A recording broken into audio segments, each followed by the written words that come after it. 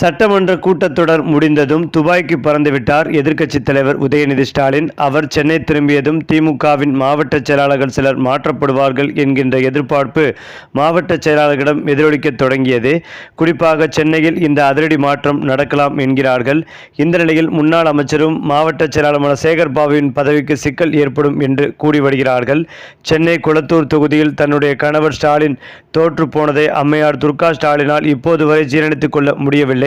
அவருடைய தோல்விக்கு முழு காரணம் சேகர் பாபுதான் என துர்காவிடம் கொடுக்கப்பட்ட பல்வேறு ரிப்போர்ட்டுகளும் தெரிவிக்கின்றன. இதனை வைத்து சமீபத்தில் சேகர் பாபுவை வீட்டுக்கு அழைத்து லெப்ட் அண்ட் ரைட் வாங்கியிருக்கிறார் துர்கா ஸ்டாலின்.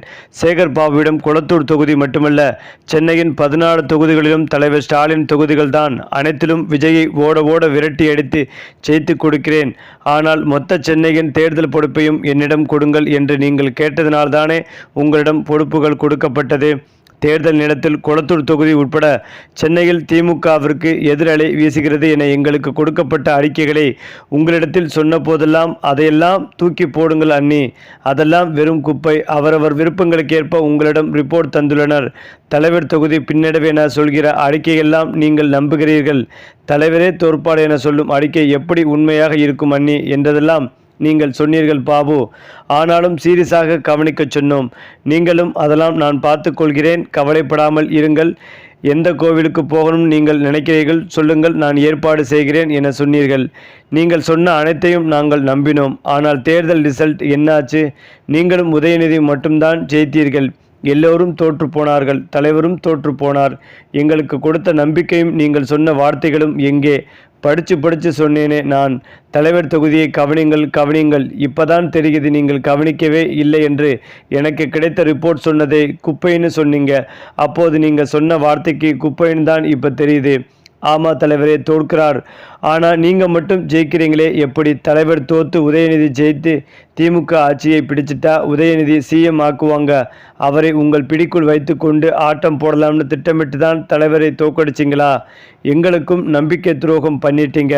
இதை என்னால் மறக்கவும் முடியாது, மன்னிக்கவும் முடியாது என நிறைய குற்றச்சாட்டுகளை முன்வைத்து சேகர் பாபுவை திட்டி தீர்த்துள்ளார் துர்கா ஸ்டாலின்.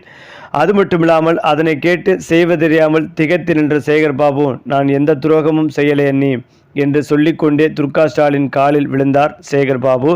ஆனால் அதை ஏற்க மனமில்லாமல் விலகிய துர்கா ஸ்டாலின் சேகர் பாபுவை வெளியே போ என கோபமாக துரத்தி விட்டார். அவர் வெளியேறிய போதும் துர்காவின் கோபம் குறையவில்லை.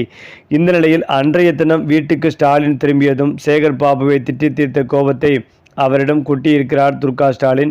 அவரிடமிருந்து மாவட்ட செயலாளர் பதவியை படித்துவிட்டு நம்முடைய விசுவாசிகளில் ஒருவருக்கு கொடுங்கள் என்று சொல்லியுள்ளாராம் துர்கா ஸ்டாலின் என்கிறார்கள் திமுகவின் மேலிட தொடர்பாளர்கள். சேகர் பாபுவிடமிருந்த மாவட்ட செயலாளர் பதவி படிக்கப்பட்டால் அரசியலிருந்து விலகுவாரா அல்லது அவர் ஆன்மீகவாதி என்பதால் ஆன்மீக கட்சியான பாஜகவில் இணைவாரா என்கின்ற கேள்விகளும் திமுக அமைச்சர்கள் மத்தியிலேயே மிகப்பெரிய பரபரப்பாக பேசப்பட்டு வந்தது. அது மட்டுமில்லாமல் சென்னை உயர்நீதிமன்ற நீதிபதி ஜி.கே. இளந்திரையன், சென்னை துறைமுகம் தொகுதி திமுக சட்டமன்ற உறுப்பினரும் முன்னாள் அமைச்சருமான பி.கே. சேகர் பாபுக்கு எதிராக பதிவு செய்யப்பட்டுள்ள முதல் தகவல் அறிக்கையை ரத்து செய்யக்கோரி தாக்கல் செய்யப்பட்ட மனுவை தள்ளுபடி செய்து அதிரடி உத்தரவிட்டுள்ளார். கடந்த ஏப்ரல் 23, 2026 அன்று நடைபெற்ற தேர்தல் பிரச்சாரத்தின் போது ஏற்பட்ட மோதல் சம்பவத்தின் அடிப்படையில் இந்த தடையற்ற சட்ட நடவடிக்கை எடுக்கப்பட்டுள்ளது. இந்த உத்தரவு தமிழக அரசியல் வட்டாரத்திலும் சென்னை பகுதி தேர்தல் களத்திலும் தற்போது பெரும் பரபரப்பை ஏற்படுத்தி உள்ளது. கடந்த ஏப்ரல் மாதத்தில் தமிழகம் முழுவதும் தேர்தல் களம் உச்சக்கட்ட பரபரப்பில் இருந்தபோது சென்னை துறைமுகம் சட்டமன்ற தொகுதிக்கு உட்பட்ட பகுதியில் திமுகவினர் தீவிர பிரச்சாரத்தில் ஈடுபட்டிருந்தனர். அப்போது அதே தொகுதியில் தமிழக வெற்றிக் கழகம் சார்பில் போட்டியிட்ட வேட்பாளரான சினோரா பி.எஸ். அசோக் மற்றும் அவருடைய ஆதரவாளர்களுக்கும் பி.கே. சேகர் பாபு தலைமையிலான திமுகவினருக்கும் இடையே எதிர்பாராத விதமாக கடுமையான வாக்குவாதமும் கைகலப்பும் ஏற்பட்டது. இந்த இருதரப்பு மோதல் சம்பவத்தை அடுத்து தேர்தல் விதிமுறைகளை மீறியதாகவும் அமைதிக்கு குந்தகம் விளைவித்ததாகவும் கூறி பி.கே. சேகர் பாபு மற்றும் சிலர் மீது காவல்துறை தரப்பில் வழக்கு பதிவு செய்யப்பட்டு எஃப்ஐஆர் போடப்பட்டது.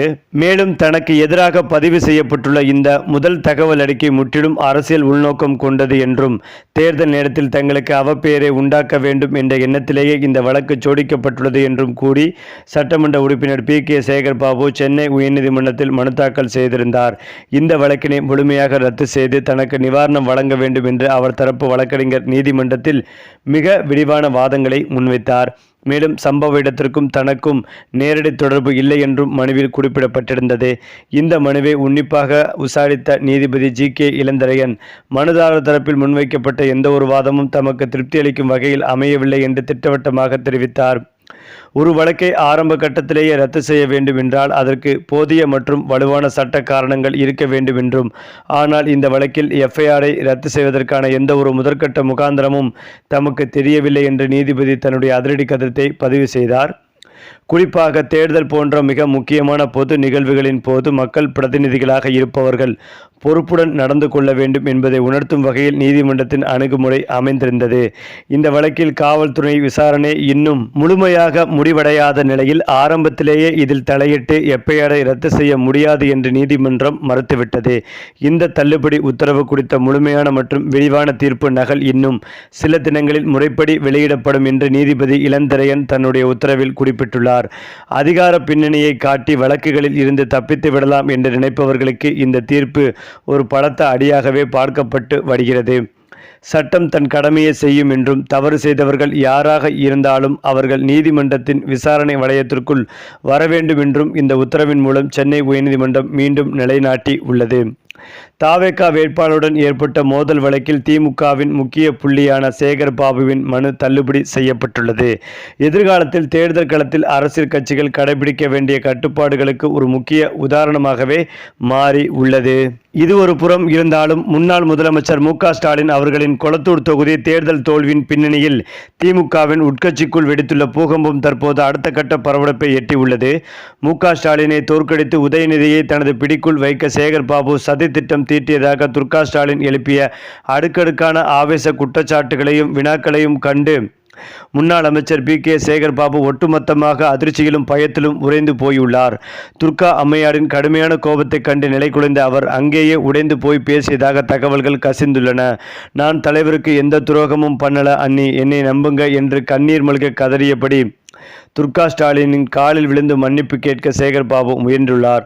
ஆனால் உச்சக்கட்ட ஆத்திரத்தில் இருந்த துர்கா அம்மையார் சேகர் பாபுவின் கைகள் தன் காலில் படாதவாறு தனது காலை பின்னுக்கு வேகமாக இழுத்து கொண்டு, இனி உங்களை நம்ப நான் தயாராக இல்லை, உடனே இந்த வீட்டை விட்டு வெளியே போங்க என்று சத்தம் போட்டு கத்தி அவரை வீட்டிலிருந்தே அதிரடியாக துரத்தி அடித்துள்ளதாக திடுக்கிடும் தகவல்களும் வெளியாகி வருகிறது. கோபாலபுரம் இல்லத்தில் அரங்கேறிய இந்த நெஞ்சை படபடக்கும் சம்பவத்தின் பின்னணி தற்போது தமிழக அரசியல் வட்டாரத்தை ஒட்டுமொத்தமாக உலுக்கி எடுத்துள்ளது. மேலும் இந்த நிலையில் விரைவில் சேகர் பாபு திமுகவிலிருந்து நீக்கப்படுவார், ஸ்டாலினே அதிகாரப்பூர்வமாக தகவல்களை வெளியிடுவார் என்றும் சொல்லப்படுகிறது. இது குறித்து அண்ணா அறிவாலயத்தில் ஆலோசனை கூட்டம் நடத்தி அதிகாரப்பூர்வமாக இந்த தகவல் வெளிவரும் என்றும் எதிர்பார்க்கப்பட்டு வருகிறது. இந்த ஒரு தகவல் ஒட்டுமொத்த திமுக முக்கிய புள்ளிகளுக்கும் பேரதிர்ச்சிகளை ஏற்படுத்தி வருகிறது.